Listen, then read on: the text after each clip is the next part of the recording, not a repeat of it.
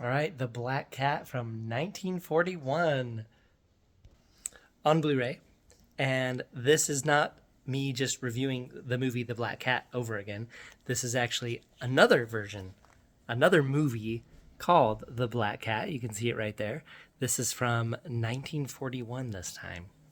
And this is going to be day 16 of 31 in my 31 days of horror for 2023. I say horror weird? Horror? 31 days of horror. Look, here's our black cat. Here's our black cat. Look at, they done did it again. Suggested by Edgar Allan Poe. That is wildly inaccurate. So you've got this rich, super ultra cat lady who has a million cats and she has a lot of money. And these are her offspring and their spouses and grandkids, etc. And they are just waiting for her to die so they can get her money. Hopefully none of you can relate to that. But then it starts like it's going to be like a scary movie. And I think sometimes it still thinks it's a scary movie, but there's such strong comedic relief. But there's so many murders. Anyway, it just, the pace of this movie is very odd, but there's a lot of familiar faces from other recent movies that we've been watching together. So this is a very, very grainy Blu-ray. See if you can see if I get it closer. But she's very much alive. But the thing is if they tried to digitally scrub... Sorry, that part. The doctor's telling everyone that the lady's still alive, and that lady goes, "Oh, I'm so glad," and she just like slumps into her chair, like showing obvious disappointment. This is a good part. Anyway, so the film grain, it's very busy, and it's almost like obstructing, but you know if they tried to scrub it out, it would just destroy the image. So I'm actually very grateful that it just does look like a very cheap and grainy film print. And so even though it is pretty rough and there's like a lot of scratches and huge film grain, I still prefer this over scrubbing it out in the mastering process. Or what a lot of people do is they have like digital noise reduction on in their TVs and it tries to scrub it out and it ruins it. So you got to turn that stuff off on your TV. Anyway, so it's an okay image. It doesn't say remastered on the back of the box like some of the other movies do. And the audio is okay. It's kind of crackly. Nothing. I mean, it's passable. So the video and the audio are passable. And honestly, it's nice to see kind of an old obscure movie in HD. And Bela Lugosi in this movie actually has a really tiny role. He's like the groundskeeper. And one interesting thing that they do with all the characters is throughout the movie, they kind of make you think that, because, spoiler alert, the old lady gets murdered. She just will not die. And so she eventually gets murdered. And then the movie's like, oh my gosh, who did it? And then there's like secret passages in the house. And like, honestly, I didn't know who did it for the longest time. I thought it was someone else. And so it's almost like the movie is a precursor to the movie Clue. So this movie is like scary and funny, and it's like this constant whodunit, and the comedic relief never lets off. But some of like the murders and kills and stuff are like, I don't know if they're not graphic, obviously, but they're kind of an emotional downer. But then there's like constant funny stuff. So it was, like I said, a very weird tone. But the whole time I just kept thinking of the movie Clue. Okay, so a couple things. One, there's a really cool shot coming up. Two, I'm going to give you an example of one of just the super cheesy but kind of funny lines that is how the comedic relief goes in this movie. So check this out. It'll be set like that. What is that? Where? Oh, over there?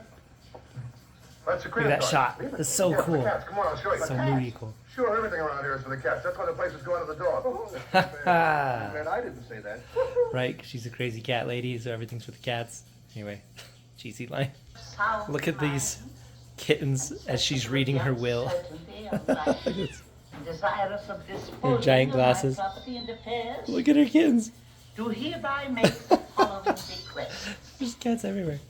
So the black cat always shows up when someone is either about to get killed or when they do get killed. So then they all start getting scared of this black cat. And the lady didn't actually have any black cats. So like the fact that there is a black cat is like, ooh, mysterious. But this lady, this has been like the housekeeper, and she's been like very stoic and very kind of bossy. And now she's talking about the black cat kind of following people around in the house. And she suddenly like has like this change of character right here. Going up to the house. But it's so wildly entertaining that we'll allow it. This is crazy. So the set in this movie, like the big manor that they're on, is actually really awesome. But I can't help but think this is the same house and set. And then there's like a balcony as well. It looks like it's in the Mummy movies.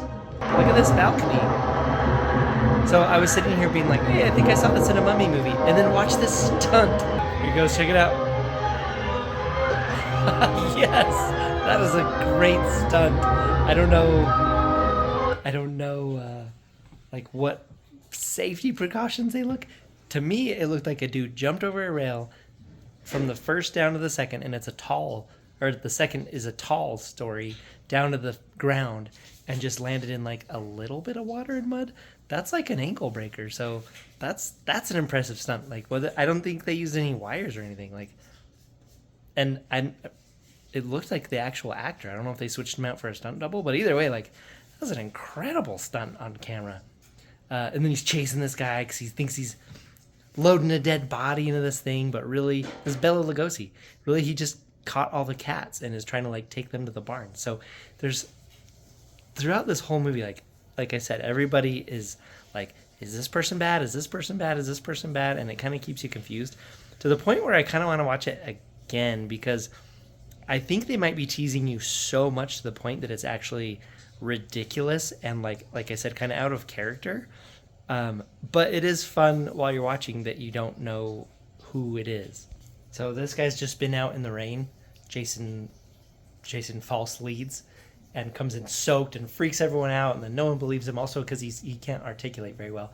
But she kind of takes a liking to him because we got to have the young couple, right? Because there's adulterous couples elsewise, but these guys, they're starting to have like a budding relationship. What on earth You know what? are them doing? This part I haven't got enough is rain amazing. to come in out of the rain. So he's I thought soaking I saw wet. something. She brings him into her personal room, puts him in front of the fire, I know. and look at that. You thought you saw me and you rushed to the rescue. That's just like downright Sir Lancelot sensual. used to rescue his man. So here's another example of this movie just being like wonky and misleading. So this guy's like the biggest comic relief in the whole movie. He's basically Jar Jar Binks. And then this is the housekeeping lady, and she's making her special tea, and it has like dry ice in it, so it's like it's like steaming.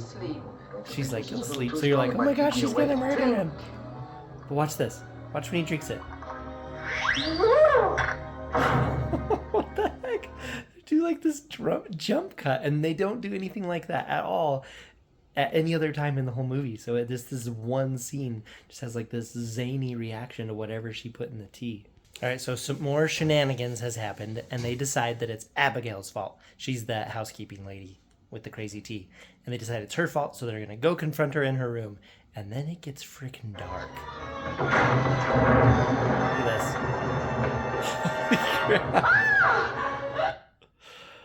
And it does that a few more times. I mean, probably not as dark as that. That's probably the worst, but like, it's just like this funny, like murder mystery, like greedy people movie and stuff like that. Just like, whoa. If you didn't see what I was referring to, you can rewind it. It's a reflection in the mirror. So these guys are having an argument, and then one of them sees something, and watch the use of shadows right here. It's actually morbid, but pretty incredible. Like, and the fact that it's black and white just lends to like the creepiness because of this. But check it out.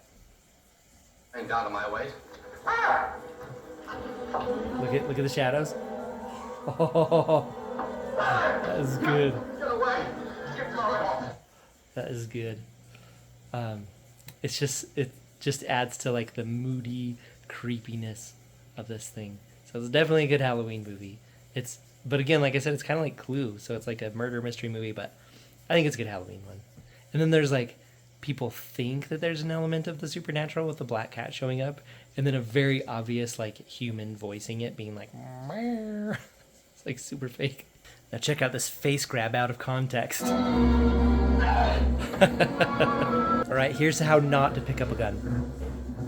What in the heck? It says don't do it that way. All right, when picking up a gun, you make your hand like an L. You grab the handle, and then your finger just goes over like that. So then your finger doesn't go on the trigger. And you point it in a safe direction.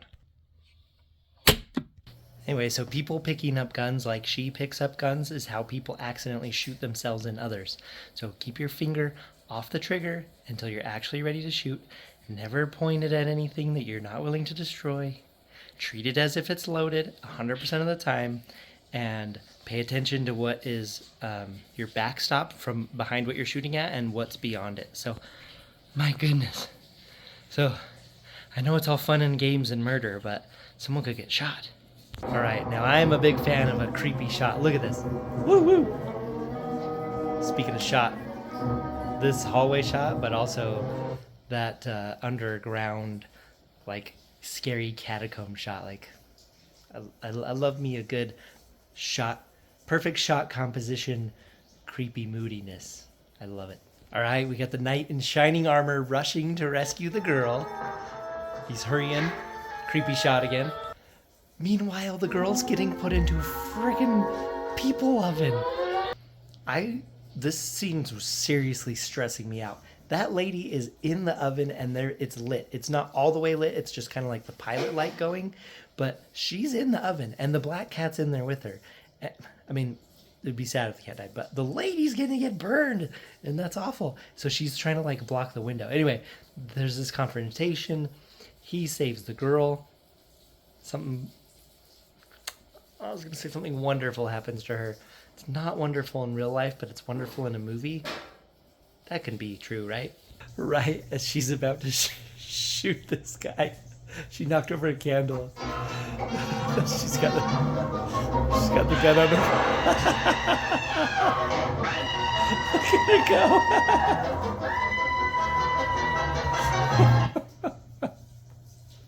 Oh, that's terrible. Then we use this is the ending scene here.